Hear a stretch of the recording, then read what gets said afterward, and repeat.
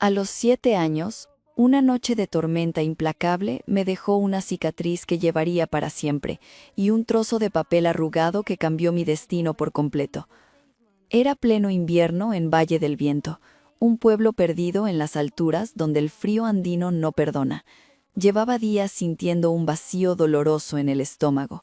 Aquella noche, el olor a sancocho caliente que hervía en la cocina fue más fuerte que mi miedo. Con las manos temblorosas, intenté tomar un pequeño trozo de carne de la olla, pero no fui lo suficientemente rápida. Ignacia, la mujer que me obligaban a llamar madre, me sorprendió por la espalda. No hubo gritos previos, solo un empujón cargado de furia. Perdí el equilibrio. Mi cuerpo cayó hacia adelante y mi brazo derecho junto con mi mano chocaron violentamente contra el hierro candente de la estufa a leña. El dolor fue agudo, asfixiante, de esos que te roban el aliento antes de que puedas siquiera llorar. Braulio, mi supuesto padre, estaba sentado a pocos metros fumando un cigarro. Me miró a través del humo espeso, con una indiferencia que helaba más que la nieve de afuera. No hubo vendas, ni agua fría para mi quemadura. Ignacia me agarró por el cuello de mi ropa raída, abrió la puerta de madera y me arrojó a la tormenta. Una boca inútil menos que alimentar, escuché que decía antes de que el cerrojo se cerrara de golpe. Caminé sin rumbo, arrastrando mis pies descalzos sobre el hielo hasta llegar al vertedero de chatarra del pueblo. Me acurruqué dentro de un viejo cilindro de metal oxidado, protegiendo mi brazo herido contra mi pecho. Al tercer día de estar allí, sin probar bocado y con la fiebre consumiéndome por la herida sin tratar, mi visión comenzó a nublarse. Sentía que la vida se me escapaba suavemente, como el vapor en el aire helado. Fue entonces cuando mis dedos, entumecidos por la escarcha, rozaron un papel duro bajo unos cartones húmedos. Lo saqué con cuidado. Era un cartel de búsqueda impreso a color. Bajo la luz amarillenta de una farola lejana, vi la fotografía de una niña de mi misma edad. Llevaba un hermoso poncho tejido de lana roja y sonreía con una dulzura que solo tienen los niños que crecen rodeados de amor. Con mis últimas fuerzas, busqué un trozo de cristal roto entre la basura para mirar mi propio reflejo. Mi rostro estaba sucio, demacrado, pero al observar detenidamente los contornos, la forma de los ojos, el arco de las cejas, el parecido era asombroso. Leí las letras borrosas del cartel. Buscamos a Solana. Tiene un lunar oscuro detrás de la oreja derecha y una pequeña marca de nacimiento en el antebrazo izquierdo. Mi corazón, que latía débilmente, dio un vuelco. Aparté mi cabello apelmazado y palpé detrás de mi oreja. Ahí estaba el lunar. Me miré el antebrazo izquierdo, bajo una mancha de barro antiguo. Ahí estaba la marca de nacimiento. El cartel ofrecía una gran recompensa económica, pero a mis 7 años, el dinero no significaba nada. Yo solo tenía frío. Un frío insoportable que nacía desde los huesos.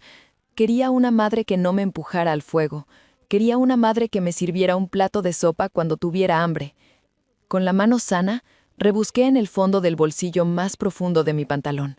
Allí guardaba mi único tesoro, una moneda de 1 peso, gastada y oscura, que alguien me había dado semanas atrás por recoger leña.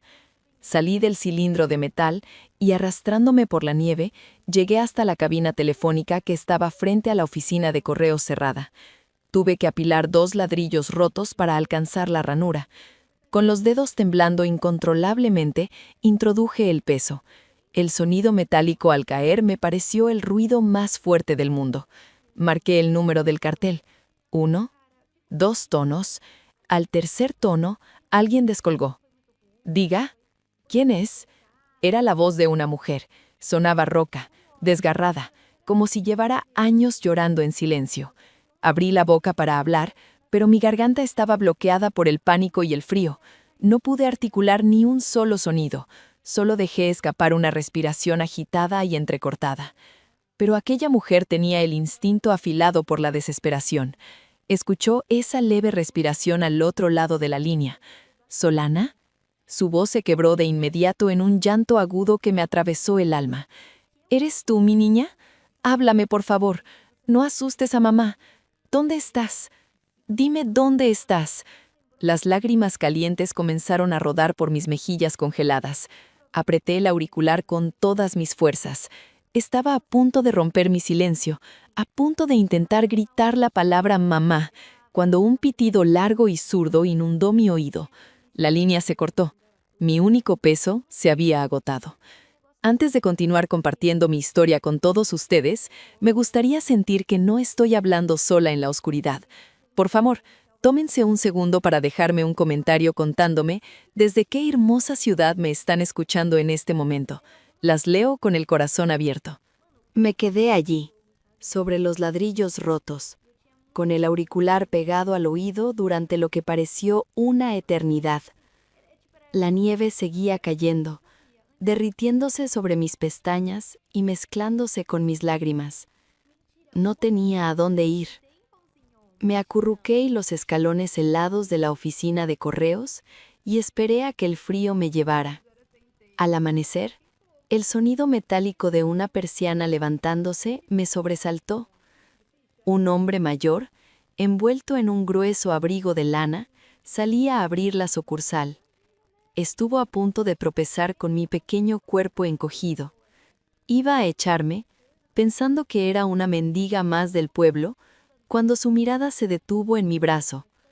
La quemadura estaba roja, hinchada y cubierta de escarcha. Instintivamente escondí el brazo, pero él se arrodilló. ¿De quién eres, pequeña? ¿Qué haces aquí con este frío? Con la mano izquierda, saqué del interior de mi ropa el cartel de búsqueda arrugado y se lo entregué temblando. El hombre leyó el papel, me miró a la cara y sus ojos se abrieron de par en par. Sin decir una palabra, me levantó del suelo y me llevó al interior de la oficina. Me sentó frente a un radiador y me dio una taza de agua caliente. Mis manos temblaban tanto que el agua se derramaba sobre mi ropa, pero no sentía el calor. El hombre marcó el número del cartel desde el teléfono del mostrador. Pude escuchar los gritos desesperados desde donde estaba sentada. El trabajador de correos dio la dirección de Valle del Viento y colgó mirándome con compasión. «Ya vienen por ti», susurró. Pasaron varias horas. Me quedé dormida por el agotamiento, hasta que el chirrido brusco de unos neumáticos sobre la nieve me despertó. Una camioneta todoterreno se detuvo bruscamente frente a la puerta. Una mujer salió corriendo antes de que el vehículo se detuviera por completo.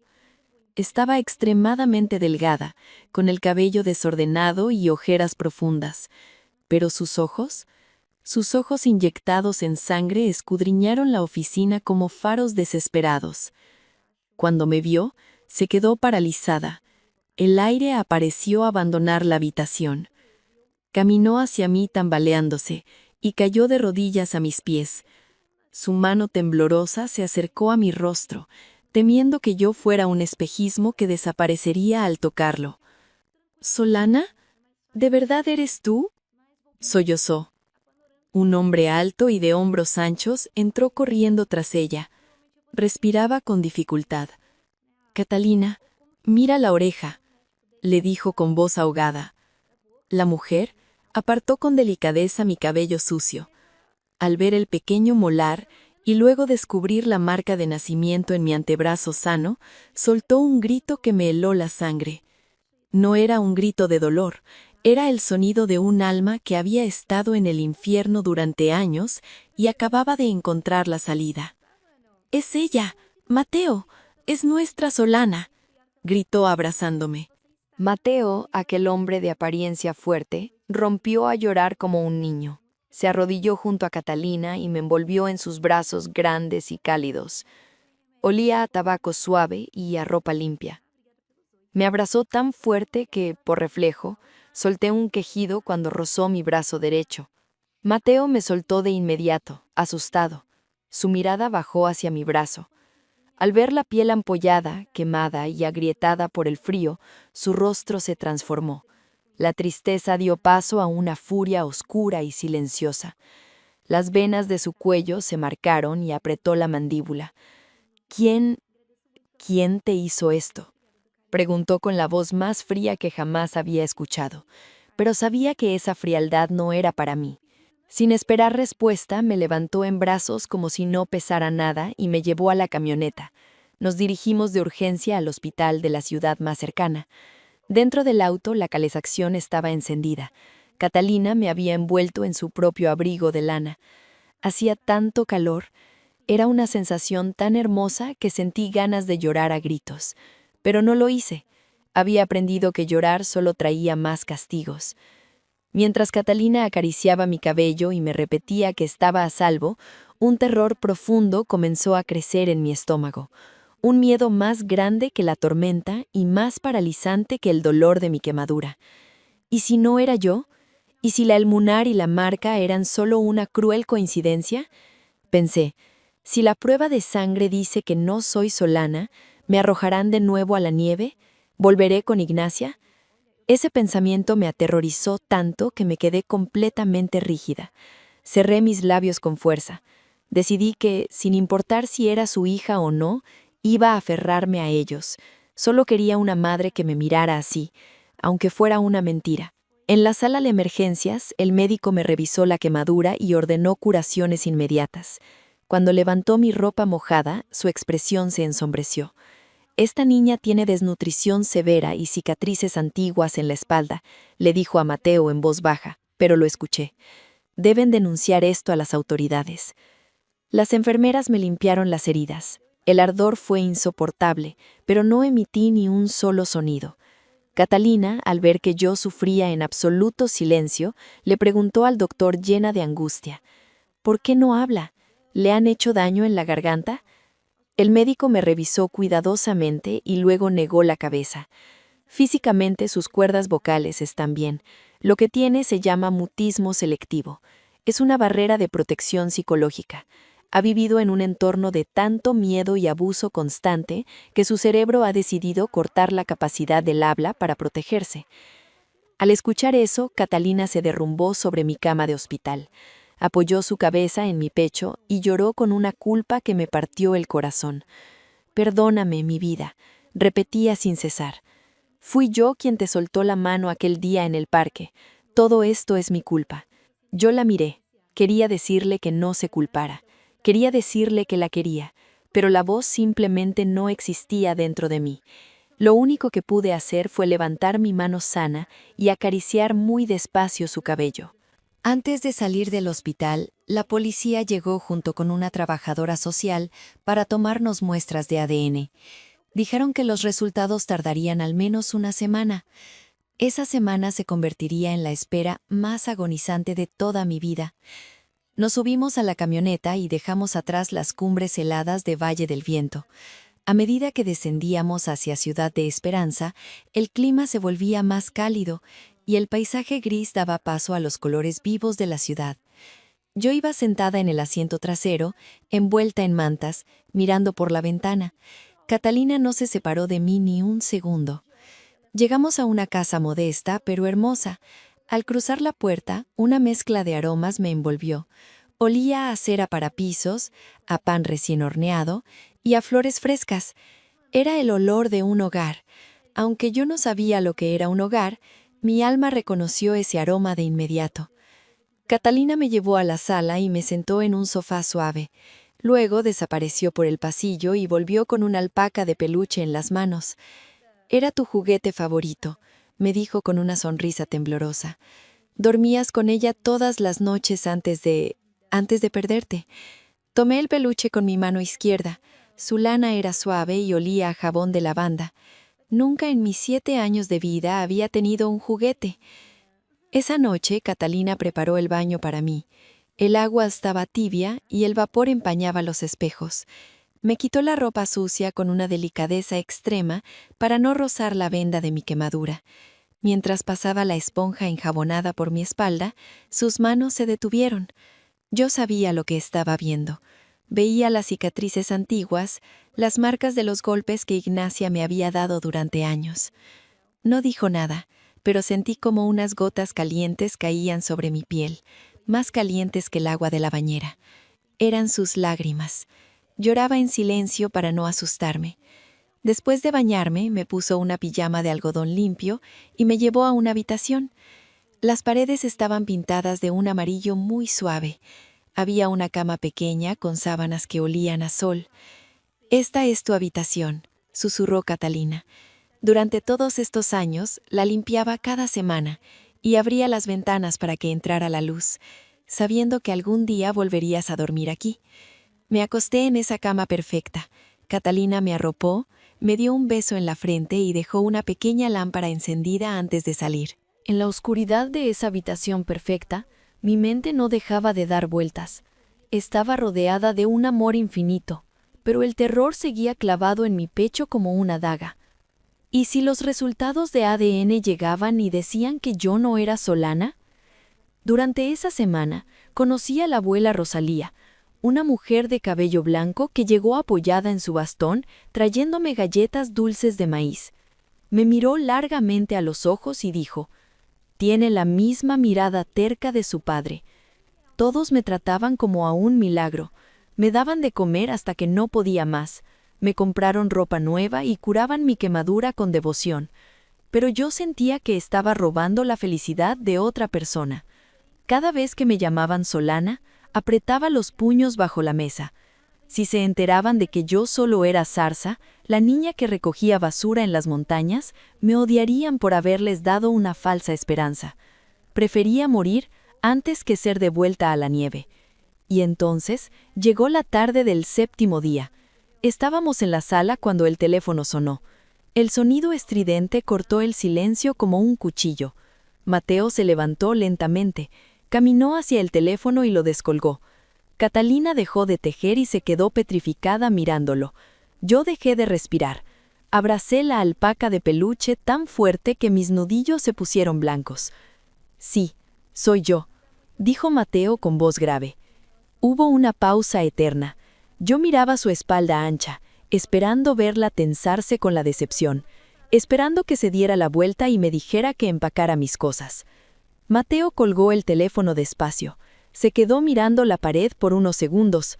Luego, se giró hacia nosotras.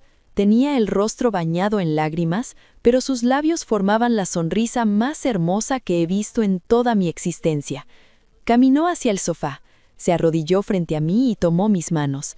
«Es ella», susurró con la voz rota por la emoción. Miró a Catalina y lo repitió en voz alta. «Es ella, mi amor. La coincidencia genética es exacta. Es nuestra hija». Catalina soltó un grito ahogado y cayó de rodillas junto a Mateo. Me abrazaron los dos al mismo tiempo. En ese instante, el muro de hielo que rodeaba mi corazón se resquebrajó por completo. No era una farsante, no me iban a devolver a la oscuridad. Realmente era Solana.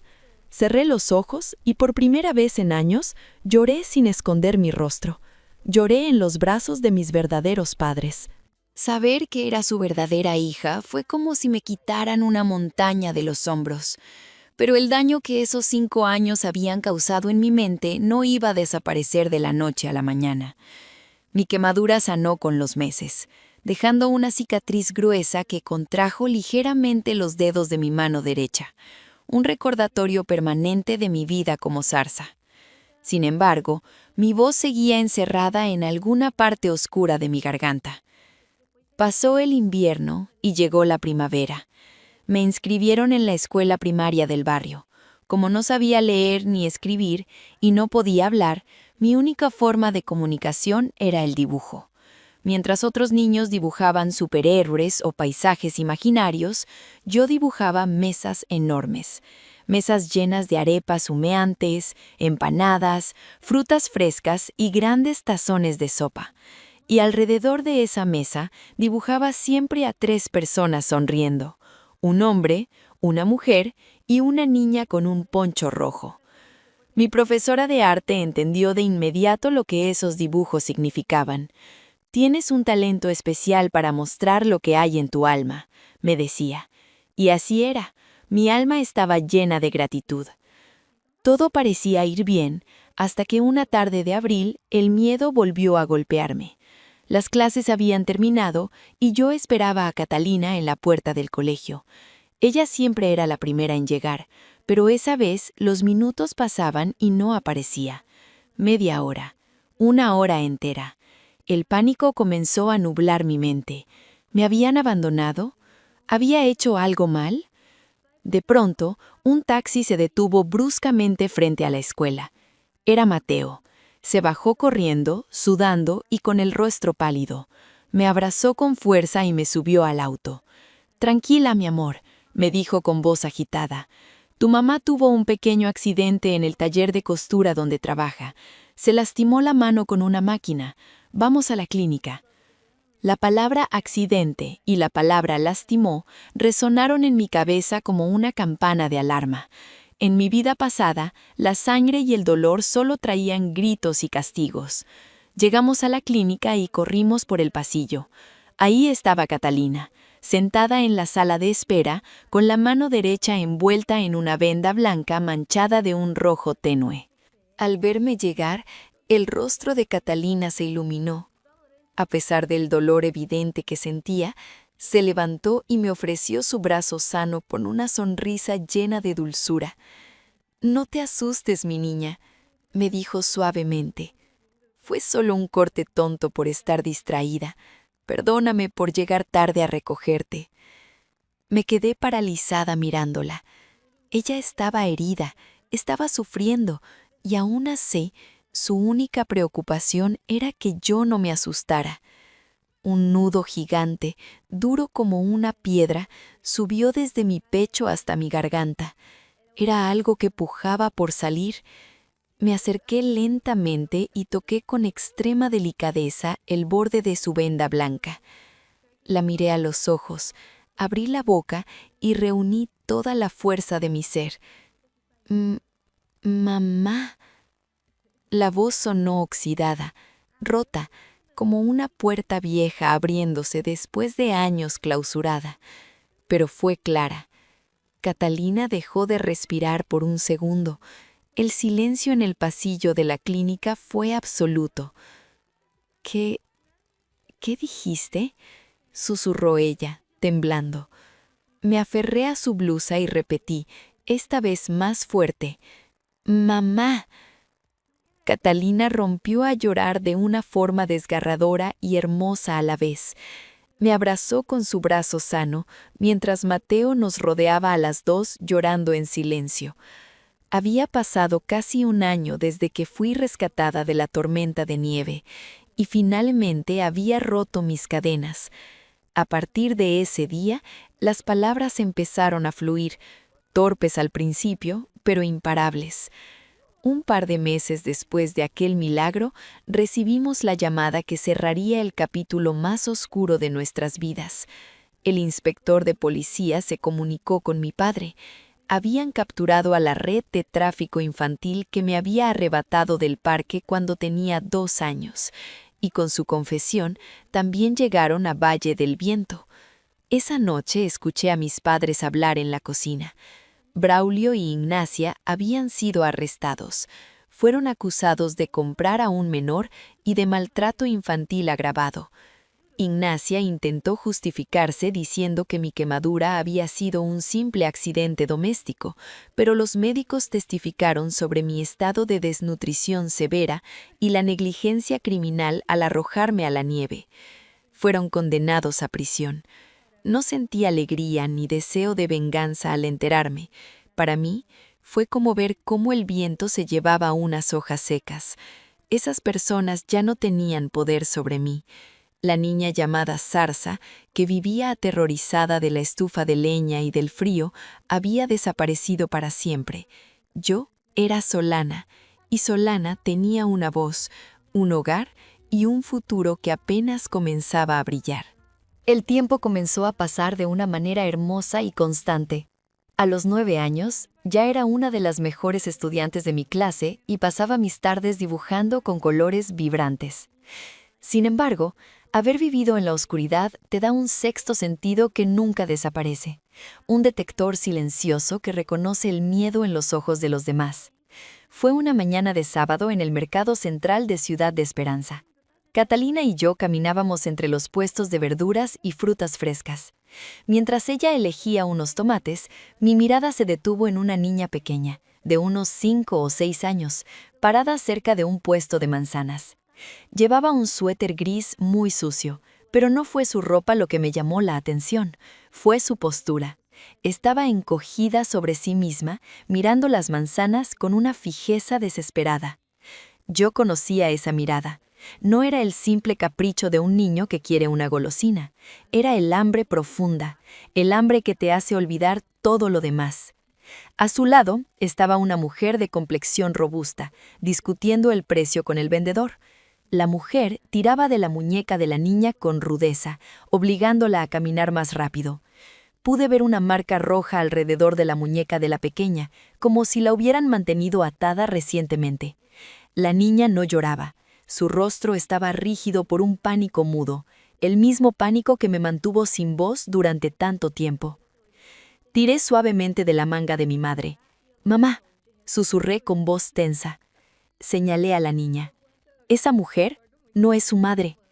Catalina se detuvo, dejó los tomates en el mostrador y siguió la dirección de mi dedo. Su mirada escudriñó a la niña, el rostro sucio, la marca en la muñeca, el terror evidente y el trato despectivo de la mujer. En un segundo la expresión de Catalina cambió. Ya no era solo una compradora en el mercado, era una madre que había pasado años buscando a su hija por todo el país. Catalina me soltó la mano e indicó que me quedara atrás.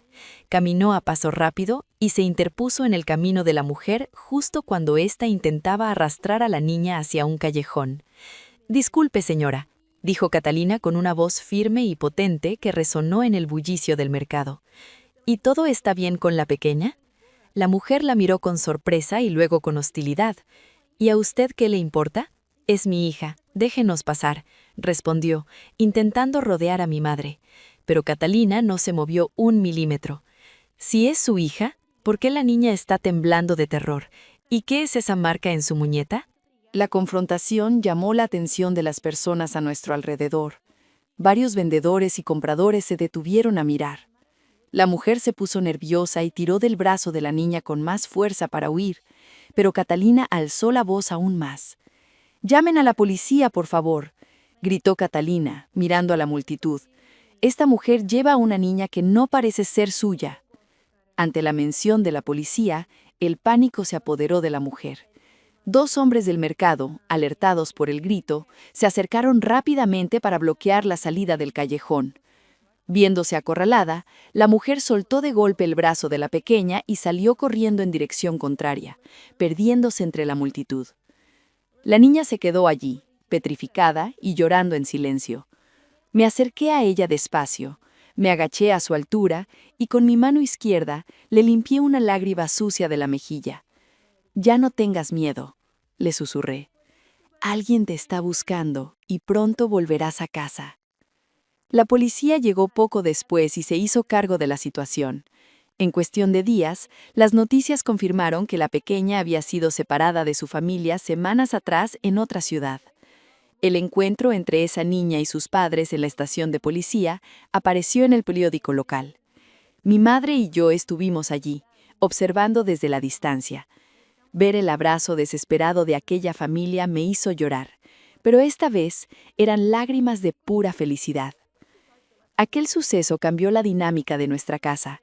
Catalina se dio cuenta de que su experiencia como madre de una niña desaparecida era una herramienta poderosa. Se unió a una red de voluntarios en América Latina dedicada a buscar niños perdidos. Nuestra mesa de comedor se llenó a menudo de expedientes, fotografías y listas de teléfonos. Yo me convertí en su asistente.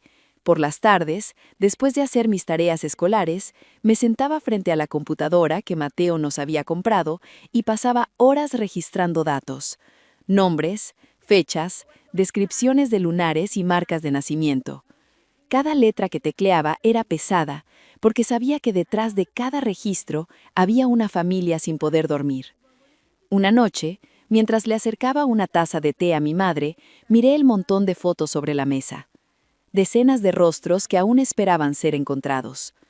Comprendí entonces que si mi madre no hubiera pegado aquel cartel en un vertedero remoto, yo seguiría siendo solo un rostro en esa pila de papeles.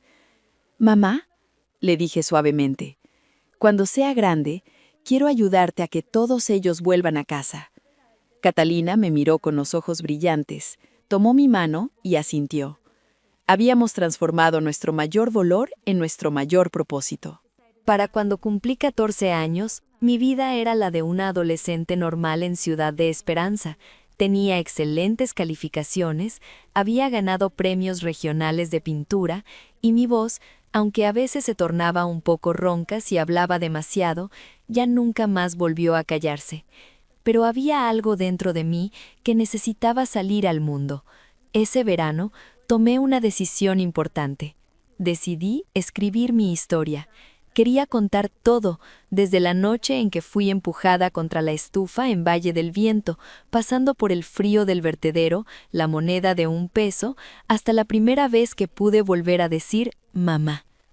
Pasé semanas frente a la pantalla de la computadora, llorando en silencio mientras revivía cada herida, pero sin detenerme.